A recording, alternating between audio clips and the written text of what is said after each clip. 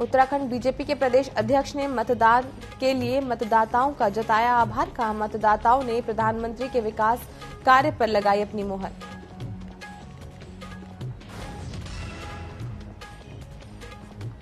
और 10 मई से शुरू होगी 4 धाम यात्रा। सुरक्षित बनाने की दिशा में लगातार बढ़ाए जा रहे कदम।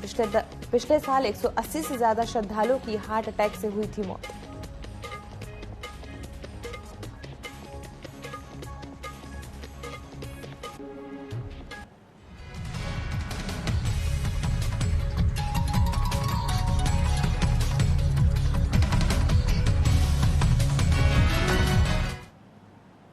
नमस्कार, उत्तराखंड विशेष न्यूज अपडेट में आप सभी का स्वागत है। मैं हूं आपके साथ मधु। तो चलिए बढ़ते हैं खबरों की ओर। उत्तराखंड में कांग्रेस पार्टी के नेताओं का भाजपा में शामिल होने का सिलसिला लगातार जारी है। इसी कड़ी में पूर्व कैबिनेट मंत्री हरक सिंह रावत की बहू अनुकृति गोसाई, उधम सिंह नगर जिला पंचायत अध्यक्ष रेणु गंगवार, कांग्रेस के राष्ट्रीय संयोजक सुरेंद्र गंगवार ने भाजपा का दामन थामा है। अनुकृति गोसाई के भाजपा में शामिल होने के बाद कांग्रेस प्रदेश प्रवक्ता गरिमा दसोनी ने निशाना साधते हुए कहा कि अनुकृति की आज घर वापसी हो गई है। उन्होंने कांग्रेस में रहते हुए एक कार्यकर्ता के तहत काम नहीं किया। विधानसभा में चुनाव में कांग्रेस ने उनको टिकट नहीं दिया था।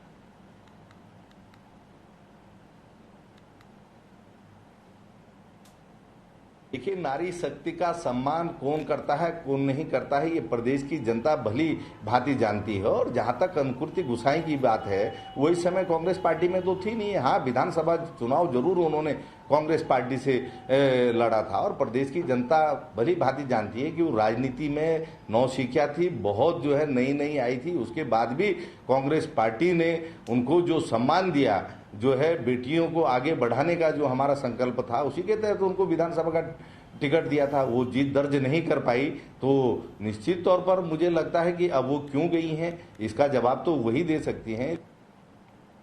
आज अनुकृति गोसाई ने घर वापसी कर ली। कांग्रेस में भी जब उन्होंने सदस्यता ग्रहण करी तो ज्वाइनिंग के साथ ही उनको टिकट दे दिया गया लैंसडाउन से। और शायद यही गलती रही कांग्रेस पार्टी की, क्योंकि कुछ लोगों को सम्मान नहीं बचता। ऐसे में अब उन्होंने घर वापसी की है। ये तो देखने वाली बात होगी कि भारतीय जनता पार्टी में उनको कितना सम्मान मिलता है। परंतु एक सवाल जो मन में कौध रहा है वो ये कि जिन केसेस के लिए लंबी पूछताछ ईडी सीबीआई के द्वारा अनुकृति गोसाई की हो रही थी, उन केसेस क्या क्या होगा। वो केसेस को वो कांग्रेस को ही सौंप कर चली गई हैं या उसका बोझ लेकर भारतीय जनता पार्टी में गई हैं।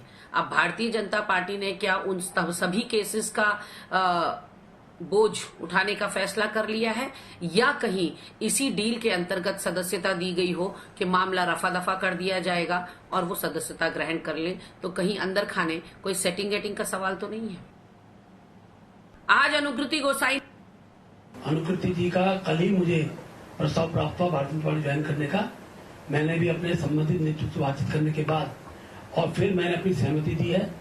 हमारे गंगवार जी, आपने कोई कांग्रेस पहले छोड़ दी थी, लेकिन आपने भी दो दिन पहले ही भारतीय जनता पार्टी ज्वाइन करने की इच्छा व्यक्त की है। आपको मैंने दल में आपकी एंट्री हुई है कि हमारे यहाँ ज्वाइनिंग की एक पद्धति है, एक टीम है। उस टीम के डिस्कशन के बाद अनुराग ठाकुर जी जो हमारे उत्तराखंड की ज्वाइनिंग की देखते हैं, वहां से अनुमति लेने के बाद ही हम ज्वाइनिंग करा रहे हैं।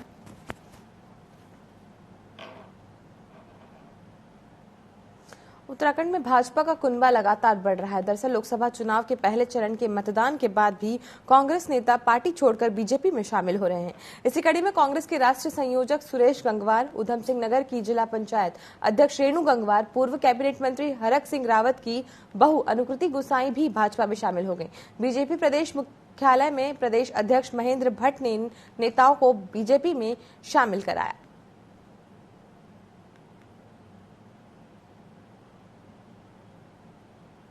महेंद्र भट्ट जी को बहुत धन्यवाद दे रही हूं कि उन्होंने इस प्रस्ताव को स्वीकार किया, मुझे भारतीय जनता पार्टी परिवार का सदस्य बनाया है। मैं उनकी बहुत आभारी हूं। और हमारे प्रदेश के आदरणीय मुख्यमंत्री बड़े भाई पुष्कर सिंह धामी जी की बहुत आभारी हूं कि उन्होंने मुझे अपनी इस पार्टी का सदस्य बनाने का कष्ट किया है, मुझे ये मौका दिया। आदरणीय मोदी जी की नीतियों से, आदरणीय अमित शाह जी की नीतियों से, आदरणीय हमारे जो राष्ट्रीय अध्यक्ष हैं उनकी नीतियों से, हमारे माननीय मुख्यमंत्री जी की नीतियों से और माननीय प्रदेश अध्यक्ष जी की नीतियों से, सबकी नीतियों से खुश होकर और खासकर भारतीय जनता पार्टी की जो इस तरह की जो विचारधारा, जो कार्यशैली है, उसको खुश होकर हम लोगों ने अपने परिवार में पुनः वापसी की है। कि हमारे यहाँ ज्वाइनिंग की एक पद्धति है, एक टीम है। उस टीम के डिस्कशन के बाद अनुराग ठाकुर जी जो हमारे उत्तराखंड की ज्वाइनिंग की देखते हैं, वहां से अनुमति लेने के बाद ही हम ज्वाइनिंग करा रहे हैं। अभी बहुत से प्रस्ताव हैं, धीरे धीरे वो सब आप तक हम पहुंचाएंगे। ऐसे लोग भी ज्वाइनिंग करेंगे कार्यक्रम के माध्यम से। उत्तराखंड बीजेपी के प्रदेश अध्यक्ष महेंद्र भट्ट ने लोकसभा चुनाव में मतदान के लिए मतदाताओं का आभार जताया। उन्होंने कहा कि भाजपा का मतदाता अपने आप घरों से निकलकर वोटिंग के लिए निकला है। इस चुनाव में विपक्ष का कोई स्पर्धा नहीं था, इसलिए यहां मतदान कम हुआ। हालांकि बीजेपी अध्यक्ष ने कम मतदान के लिए चिंता भी जाहिर की है और उसके लिए चुनाव आयोग को ठोस नीति बनाने और मतदान अनिवार्य कराने का सुझाव दिया है। वहीं बीजेपी अध्यक्ष ने यह भी कहा कि मतदाताओं ने प्रधानमंत्री के विकास कार्यों पर अपनी मुहर लगाई है।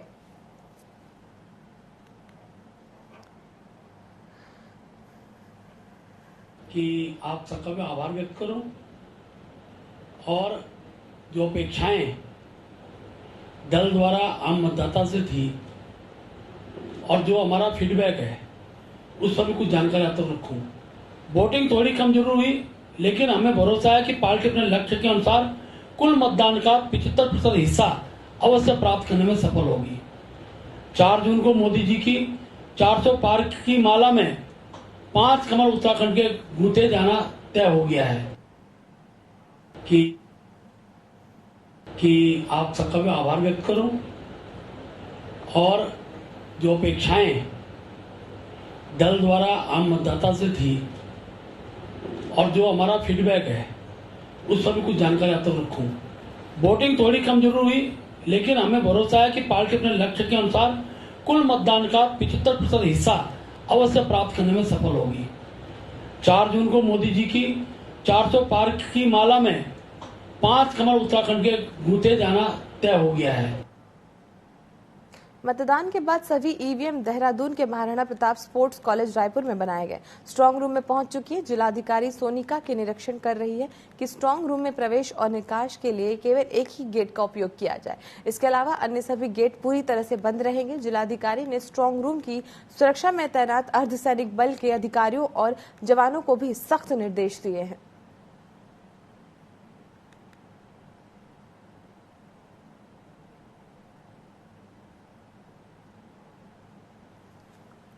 इसके अलावा यहाँ पे हमने 3 लेयर सिक्योरिटी जो होती है लगाई है। पहले CAPF, उसके बाद PSC, उसके बाद police force, state police force, और उसके ही क्रम में फिर ब्रीफिंग भी हुई है यहाँ पे और सारी व्यवस्थाएं अब इंटैक्ट हैं और हम लोगों ने पूरी तरह से जितना भी जो गाइडलाइंस के अनुसार यहाँ पे व्यवस्था कर रखी है।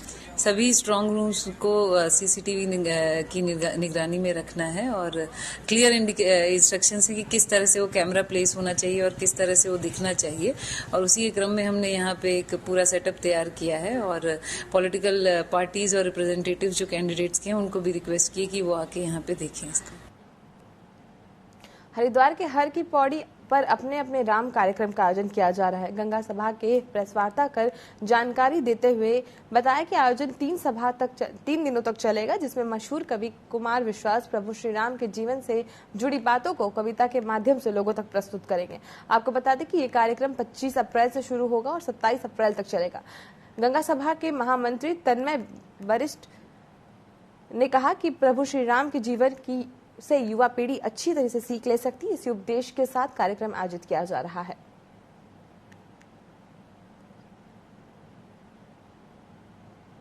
देखिए, दिनांक 25, 26 और 27 अप्रैल को आरती के उपरांत रात्रि 8 बजे से विश्व प्रसिद्ध कवि और वक्ता कुमार विश्वास जी का अपने अपने राम कार्यक्रम का आयोजन किया जा रहा है और भाव हम सबका यही है कि कुमार विश्वास, जो आप जानते हैं, विश्व प्रसिद्ध वक्ता है और बहुत बड़ी उनका एक फॉलोइंग भी है और उनके माध्यम से प्रभु श्री राम का हम स्मरण करें और उनके जीवन से हम क्या सीख ले सकते हैं, उनके चरित्र से हम क्या सीख ले सकते हैं, ऐसे हम युवा पीढ़ी को विशेष रूप से हम क्या प्रभु श्री राम के जीवन से सीख लेते हुए उनको आकर्षित कर सकते हैं।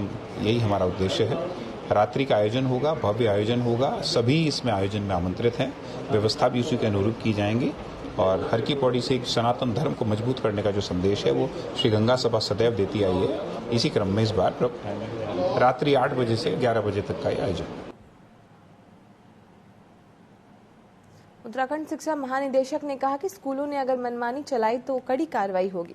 शिक्षा महानिदेशक बंसीधर ने बताया कि पाठ्य पुस्तकों को लेकर कई स्कूलों से शिकायतें मिल रही हैं, जिसमें एनसीईआरटी की निर्धारित मानकों के अनुसार पाठ्यक्रम की पुस्तकें नहीं दी जा रही हैं, जिसको लेकर अब विभाग गंभीर है।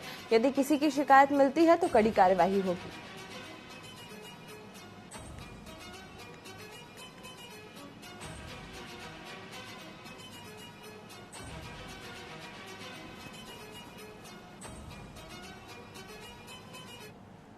देखिए, उसमें माननीय उच्च न्यायालय के बहुत स्पष्ट निर्देश हैं कि जो भी ऐसी पुस्तकें प्राइवेट विद्यालय, निजी विद्यालय लगाते हैं, उनकी दरें एनसीईआरटी की लगभग बराबर रखी जाएं। और उसके संबंध में हमने एक अभी 4-5 दिन पहले भी किया है, पिछले वर्ष भी किया था, टीम बना करके हमने कहा इसको चेक करिए और जो माननीय उच्च न्यायालय का आदेश है उसका अनुपालन कराइए।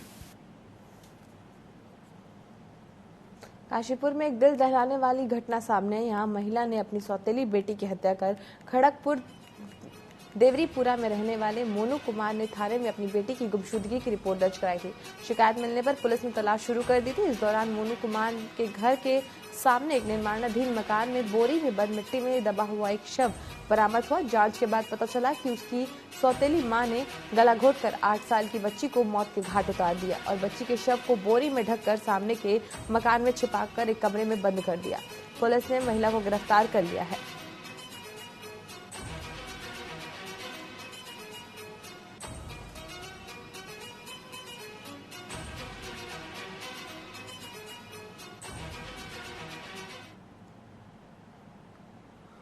के फादर का नाम था मोनू कुमार। इन्होंने सूचना दी कि इसकी 8 साल की बच्ची है, वो गायब हो गई है, वो मिल नहीं रही है कहीं घर से।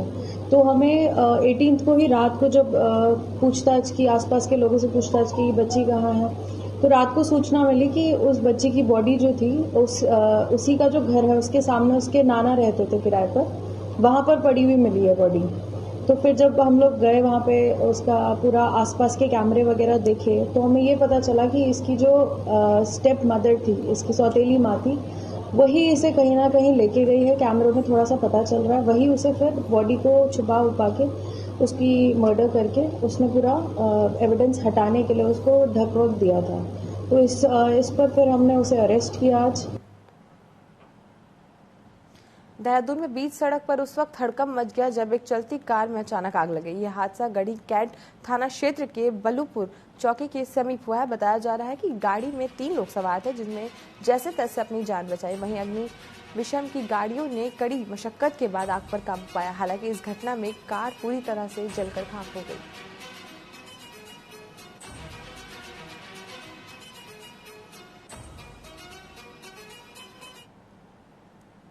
वहीं अल्मोड़ा मेडिकल कॉलेज में ब्लड बैंक को केंद्रीय औषधि मानक नियंत्रण संगठन से लाइसेंस मिल गया है।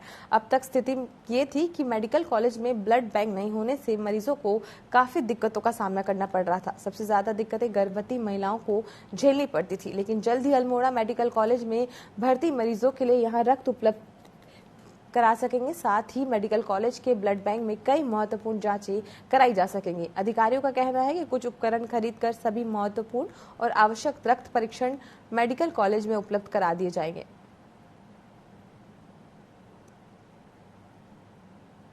हर्ष का विषय है कि मेडिकल कॉलेज और बेस हॉस्पिटल को भारत सरकार और सीडीएसओ की तरफ से लाइसेंस मिल गया है। जल्द से जल्द अगले हफ्ते से हम ब्लड बैंक स्टार्ट करने का कोशिश कर रहे हैं और इसके साथ साथ ही हम ब्लड और ब्लड के कंपोनेंट जिसमें कि प्लेटलेट आता है, प्लाज्मा आते हैं, पैक्ड आरबीसी आते हैं, क्रायोप्रेसिपिटेट की सुविधा दे पाएंगे, जो कि अभी अल्मोड़ा जिले और उसके आसपास के जो लोग हैं उनको सिर्फ हल्द्वानी में ये सुविधा उपलब्ध थी। अभी हम इस सुविधा को अपने अल्मोड़ा मेडिकल कॉलेज में स्टार्ट करेंगे, जिससे कि यहाँ पर ज़्यादा से ज़्यादा मरीज को हम सुविधा दे पाएँ। इस बुलेटिन में वक्त हो चला एक छोटे से ब्रेक का, जल्द हाजिर होंगे।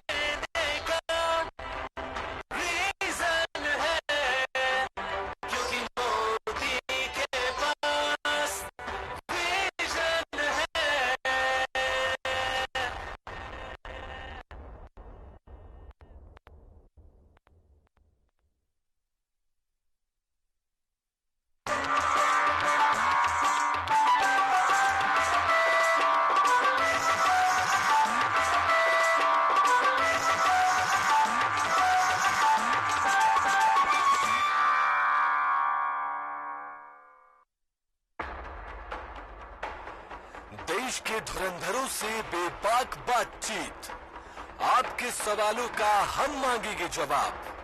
तीखे सवालों की जानिए हकीकत, सवाल सियासत के, सवाल समाज के, सवाल मुद्दों के। सच जो आप जानना चाहते हैं, हम लाएंगे दिग्गजों का सच सामने। बिना पर्दा, बेझिझक, बेबाक, सवालों का तूफान, जवाबों का सैलाब। देखते रहिए चैनल हेड मोहित साहू के साथ सीधी बात माननीय के साथ, हर रविवार शाम 7 बजे सिर्फ टीवी 24 पर। कृषि बजट में 35% की वृद्धि, पूरे देश में धान के सबसे ज्यादा रेट मिला थे। एक बार तो प्रबोधन कहा थे मोदी ने चुने के रीजन है, खबर मोदी में रीजन है।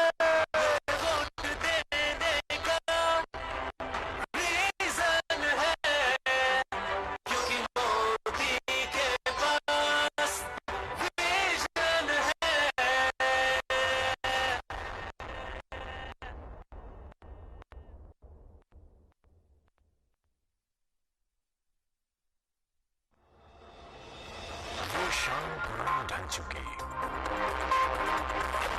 अब नए सूरज से दरकार है। चाहिए एक तलबगार सच का, अरसे से सुनना बड़ा बाजार है। कहीं रुदन है, कहीं घुटन है, हर कदम है संग्राम यहाँ। जो इन तूफानों में ठहर सके वही विश्वास का हकदार है। देखते रहिए टीवी 24 मोहित साहू के साथ।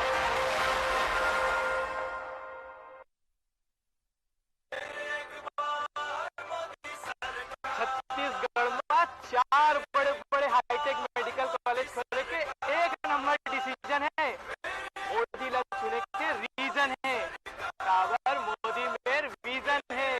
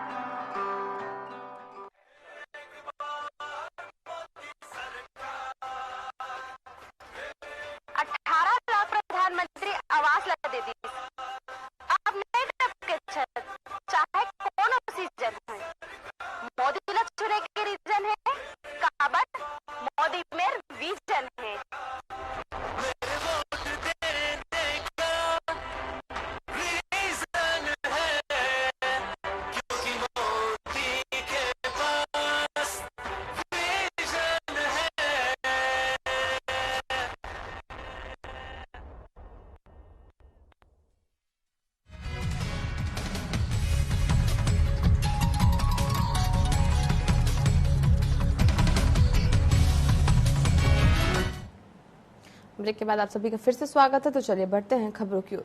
देहरादून सिटी को स्मार्ट सिटी बनाने की कवायद पर MDDA ने काम शुरू कर दिया है, जिसको लेकर देहरादून के सभी पार्कों के साथ ही डिवाइडर का सौंदर्यीकरण का काम भी शुरू कर दिया गया है।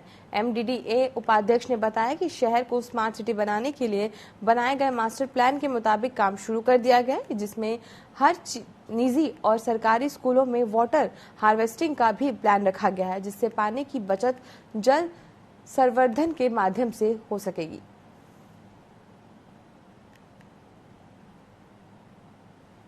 देखिए, जो G20 हुआ था हमारा और ग्लोबल इंस्टीट्यूट समिट हुई थी, उसमें पूरे शहर का सौंदर्यीकरण का कार्य हम लोगों ने किया था।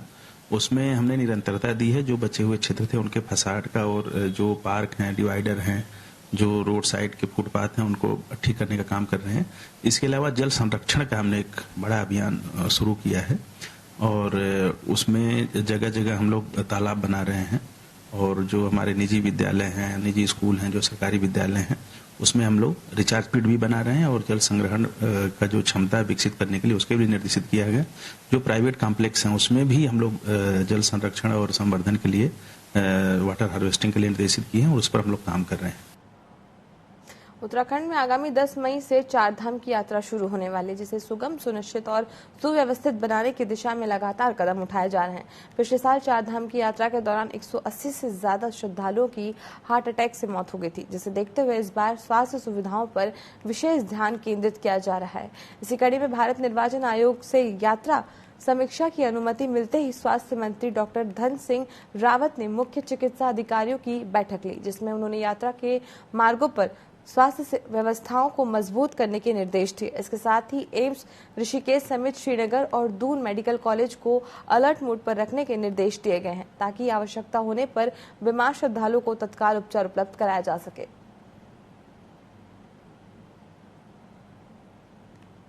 267 जो हमारे MBBS डॉक्टरों ने पढ़ाई पूरी कर चुके हैं और पौधधारी हैं, उसके लिए भी हमने चुनाव आयोग को लिस्ट भेज दी है कि जल्दी हमको परमिशन दी जाए ताकि हम यात्रा रूट पे डॉक्टर की तैनाती कर सकें। और मैं सभी 4 धाम यात्री जितने भी इस बार यात्रा में आना चाह रहे हैं, मैं उनसे निवेदन करना चाहता हूं कि यहाँ पे किसी भी प्रकार की कोई दिक्कत नहीं होगी। स्वास्थ्य सेवाएं हमारी बहुत अच्छी रहेंगी।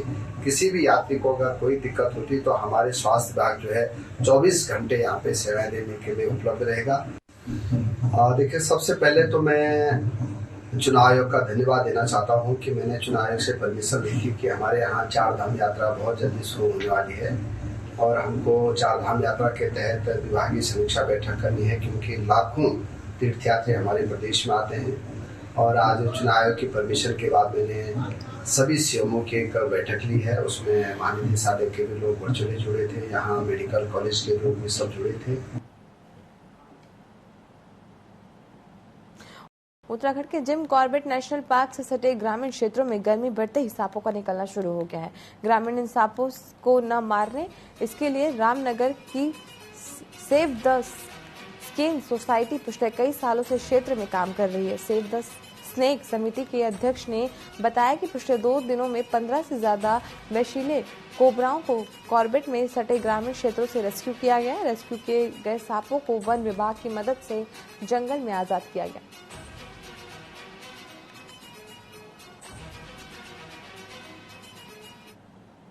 दरअसल में गर्मी का मौसम आ गया, सांपों का निकलना प्रारंभ हो गया है और हम लोग तो पहले से आपको पता है कि सांपों की जान बचाने में लगे रहते हैं और विभाग भी हमारी मदद करता है, इसलिए हम उनका भी धन्यवाद करते हैं।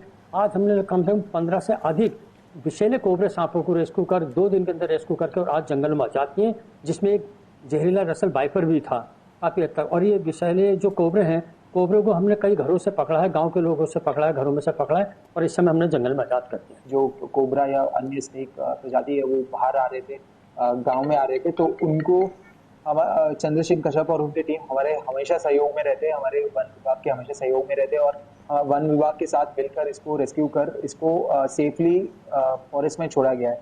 तो ऐसे सहयोग हमेशा बना रहे ताकि हम वन्य जीव का भी रेस्क्यू कर सके और उसके साथ साथ जो जनहानि भी ना। चंद्रशेखर कश्यप जी हैं जो ये बड़ा अच्छा काम कर रही हैं, ये सांपों को रेस्क्यू करके मतलब ये क्या वन विभाग की टीम के वन विभाग की मदद से घर से जो रेस्क्यू करके सांपों को जंगल में छोड़ दिया, लेकिन इनका आज तक कहीं से कहीं तक रिकॉर्ड नहीं बना कि ये लोग बड़ा अच्छा काम कर रहे हैं करके सरकार की तरफ। उत्तराखंड विशेष न्यूज अपडेट में फिलहाल के लिए इतना ही। आप बने रहें TV24 के साथ। नमस्कार।